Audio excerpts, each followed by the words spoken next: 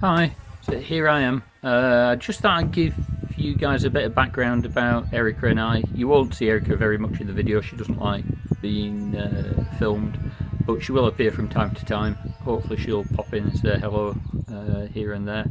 She's inside painting at the moment, something she spends most of her spare time doing. She loves art and loves painting. Me, I prefer to be outside working in the garden, just generally making, creating things wherever I can. So we're both British born, moved to Hungary in 2008. We got married, sold our house, quit our jobs, and moved to Hungary all within 2 months. Erica first introduced me to Hungary in about 2004. We came on holiday, all her family are Hungarian, although she's British born, and I absolutely fell in love with this part of Hungary up in the north. So we came back in the December, came house hunting, found a little cottage in the hills above Eger, 2.5 miles, 2.5 kilometres, sorry, up a dirt road, well out of the way. What was unusual about this house was that it had a full bathroom and indoor toilet. Most of the houses up on the hill don't tend to have an indoor toilet, they have an outdoor toilet in the garden. Well, this had both, which appealed to us. So we sold up, packed everything up, came over in 2008. We had big plans. We were going to rent one of the houses out that we bought in the centre of the village called Shirok as a guest house. That was the original plan, and then sell motorbikes. Motorbikes at the time were much cheaper in Britain than they were in Hungary, so we brought a motorbike over, a Ducati 900 SS. We bought that in the UK, brought it over with us to sell. We thought we'll sell one motorbike, go back, buy two motorbikes, bring them back, go back a month later, buy three motorbikes and come back, and that was the plan. A little bit of tourism with the guest house and selling motorbikes. Unfortunately, the motorbike plan didn't work out. It took me 18 months to sell the Ducati. At the time, people in Hungary were very nervous of Ducatis. They were afraid, they were expensive, they were unreliable, you couldn't get parts for them, none of which was true. The Ducati was a fantastic motorbike, very reliable, and parts were easily obtainable over the internet from Germany if you couldn't get them in Hungary anyway. So that went out the window. The guest house didn't take off until the following year, so we were kind of approached to teach English, something that we hadn't thought of, something that we'd never really considered seriously as a full-time income. But we were approached because we were native English, and it looked like we were going to need some work and an income. So that's what we did. From autumn 2008, we taught English, and we've taught English all over this around Eger in many different establishments. Taught privately in primary schools, nurseries, high schools. But after 15 years of doing that, it was time for a change, certainly for me. And we gave up our paid jobs. Erica still teaches online in the afternoon. She's got some private students, and I just bit the bullet and gave it all up to homestead, basically. We recently bought another little cabin next to our house up in the hills that we bought 19 years ago, and you'll see that on videos from time to time. That's where I spend some of my spare time, going over the garden. It was a jungle when we bought it. Nobody had stayed there for years, nobody had touched the garden for years.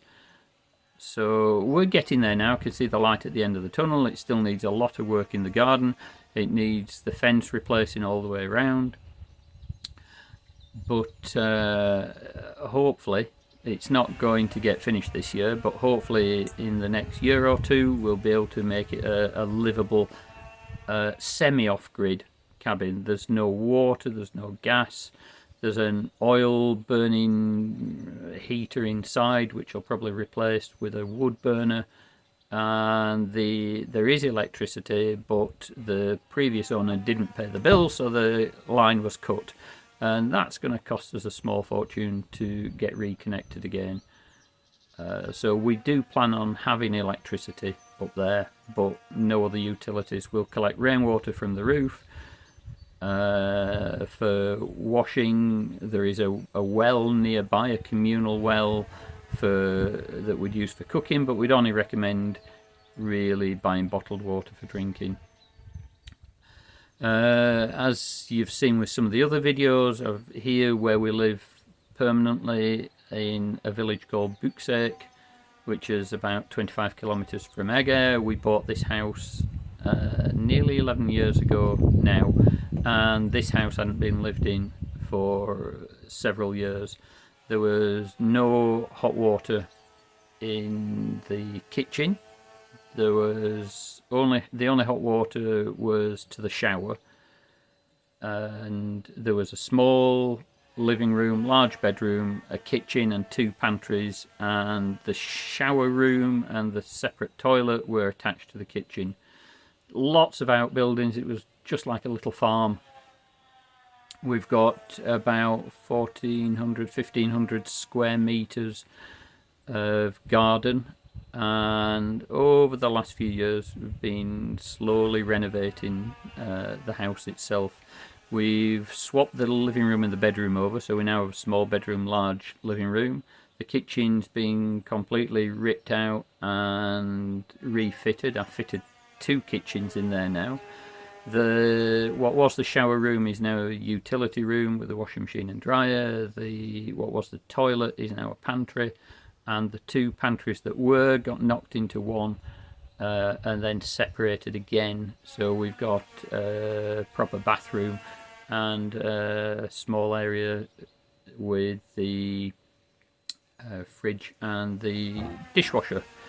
Outside, there was nowhere really to sit or do anything, so I pulled down some of the wooden outbuildings and sheds, built a nice large wooden terrace and decking area, covered area, with a bar.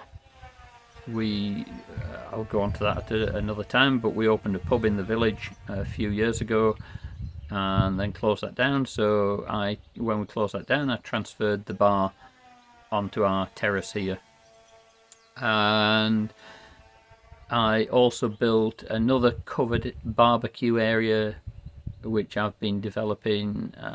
That's nearly finished now. We've got an outdoor wood burner for cooking and heating. We've got a barbecue, and then I put a mezzanine, a roof over it with a mezzanine, and we sleep up there in the summer sometimes. We can open the doors on the front, and it's just completely open up there, which is really nice. I just need to tile the floor. And then we've got the garden. I mentioned in a different video that I started preparing for a greenhouse. I wanted to build a greenhouse in the next few weeks. That looks like it might not happen now due to the cost of building materials. The cost of living here in Hungary has gone up in the last few years incredibly. The building materials have gone through the roof. The labour costs have gone through the roof. I try not to pay anybody, if I can help it, to do jobs that I can do myself. Sometimes you have to learn new skills, but I don't mind that. I'm quite a practical person. So wherever possible, like building the terrace, building the covered barbecue area, building the greenhouse, I'll do all that myself.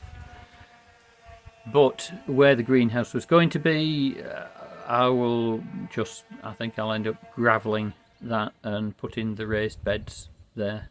So it'll still have a purpose and not be as untidy as it looks at the moment. So would we go back to the UK? No, absolutely not. We've talked about it. It's not perfect here by any stretch of the imagination. There are a lot of things we don't like, but in the UK we could not afford to have what we have here. We love nature, we love the outdoors, and I'm sat here surrounded on 3 sides by forest. At the bottom of our garden we have a stream.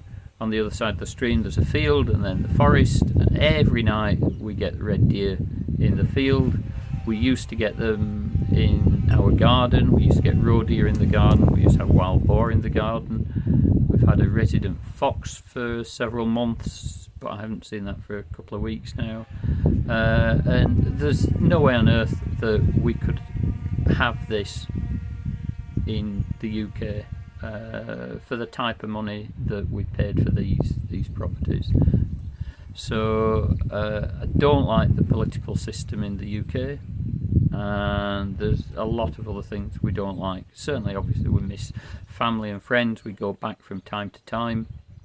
The food shopping in the UK is much cheaper than food shopping here in Hungary, which sounds ridiculous, but it is. You go to the supermarkets, you know, Tesco, Asda, in the UK, and it's amazing for us how cheap food is there compared to food shopping here.